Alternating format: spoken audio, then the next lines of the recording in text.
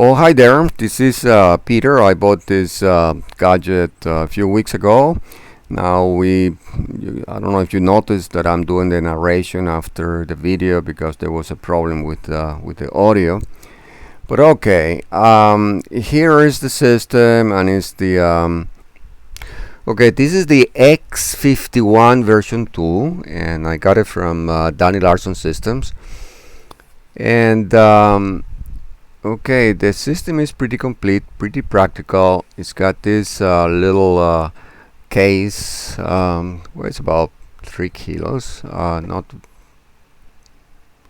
actually a little bit more than 3 kilos, I think it is, but it's not really difficult or uncomfortable to carry. Okay, it's got some instructions there, and being the first one is that you have to connect the antenna to the transmitter as any transmitter for not overloading the transmitter. Here are the two batteries. They're acid batteries, which are rechargeable, of course, and all that, and they have a life of about 6 hours or so, or actually 10 hours more or less, each battery.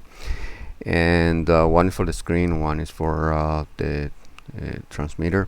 And here we have the transmitter. This is the assembly for the capturing of the image, and includes a camera, transmitter, and other things.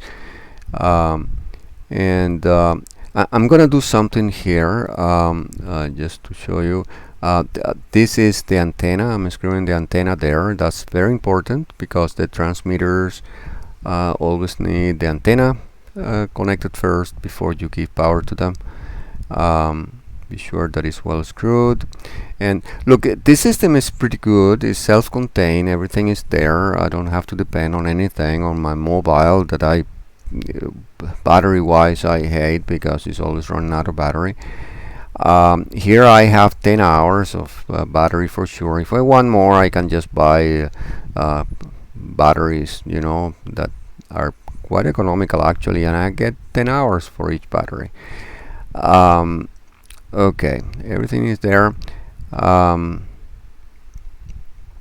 These are waterproof connectors, and this little card here is if you want to change the parameters of the screen for brightness or hue, contrast, that kind of things. You just plug this little card in and it allows you to do that. But in reality you should be okay without having to do that, so I'm just gonna put the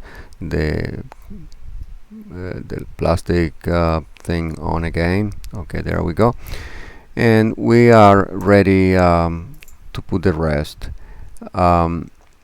Actually, before I bought this, I checked other systems, and the reason I decided for this one is because it was very practical and very reliable, and it's waterproof.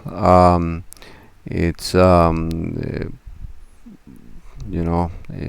doesn't have the problem that other ones have. I can see clearly the image, which was another problem. You have a little mobile. I do have a big tablet, one of those big tablets, but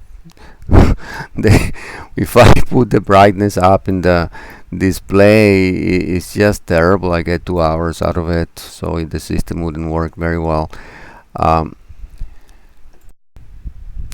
The advantage of this system is the range up to 2,000 meters. The batteries last 10 hours, and that you don't have to depend on anything else for make it work. You just have the whole thing ready, once you get the thing. The settings that you can change are, of course, hue, contrast, brightness, that kind of things. Okay, here connecting the waterproof connector of the battery to the camera, and then be sure, this is very, very important, you have to be sure that you have connected the antenna before connecting the power, and because if you turn on the transmitter without the antenna, that's a problem, like all transmitters. Okay, here's the transmitter.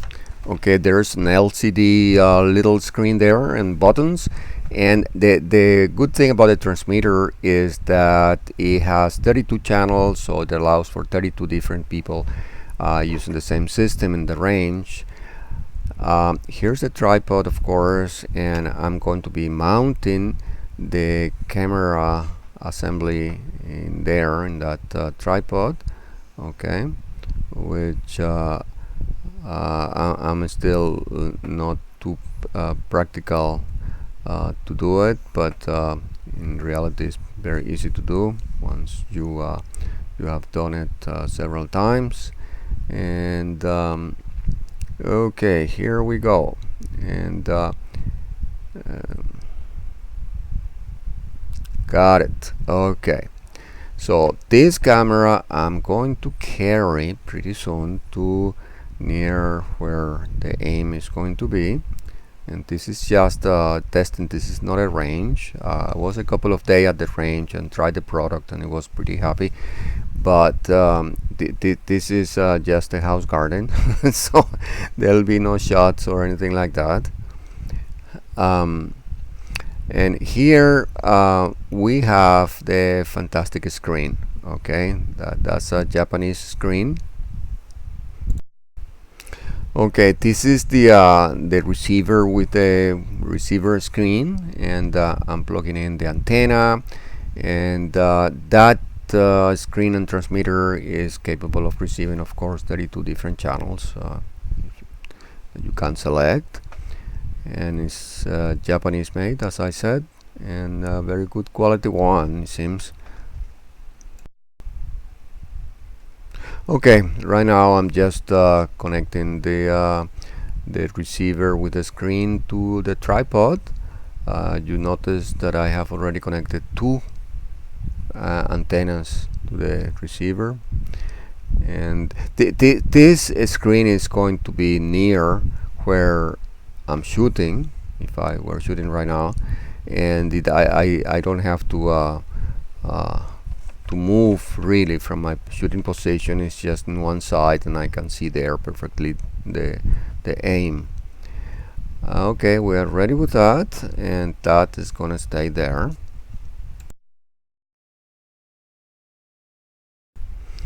Okay, here we are ready to connect the battery to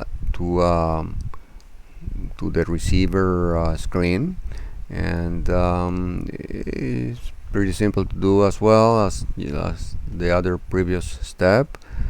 And that okay, there we go. Connect that to the battery. Has this cable already connected there. This is also waterproof, and it's a very high quality connector. That's good. And the other end is going to go to the screen, which you'll see in a second, in one of the sides of the screen. There we go. Okay, very clearly it is there. Okay, and here we go. Now we have power to the screen. We haven't turned it on yet though. Okay,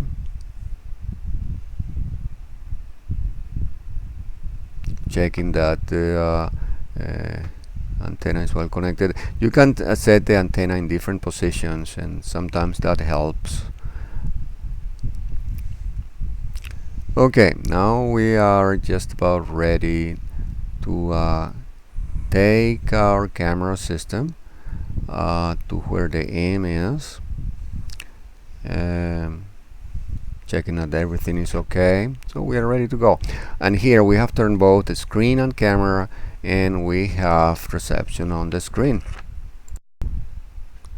Okay, here we are But by the way, we had reception right away, as you can see there. But suppose you don't, you just press the button to search the channel that the signal is the strongest, okay, and it will do it. And that channel you can change, as we mentioned before, as well. So there we are. We're looking at a patch, and let's see what we put there. I have, from the other day, I have this leftovers of aim, so I'm gonna put it over there, and let's see how we do that, because there's not much left of the cardboard. There we are. We managed somehow to attach it to the fence, and we are putting the camera there. Okay, let's see what we have on the screen. Okay, here we go. One thing that you may be wondering, what happens if it is windy? Okay, they are light components, so you may have a little bit of a problem there. You have to use your imagination. For instance, what I did with the camera system, I put the battery on top of the intersection of the tripod, and that helps a lot. But if it is more windy than that, you may have to do other things, but it sure is usually okay. Here you can see the aim. Okay, okay, let's see if we manage to go a little bit closer for you to see. You can perfectly see, no matter how distant, 1,000 or 2,000 meters, you can see the holes, which almost is impossible to see with normal systems of a 22, for instance. In here you can perfectly see that.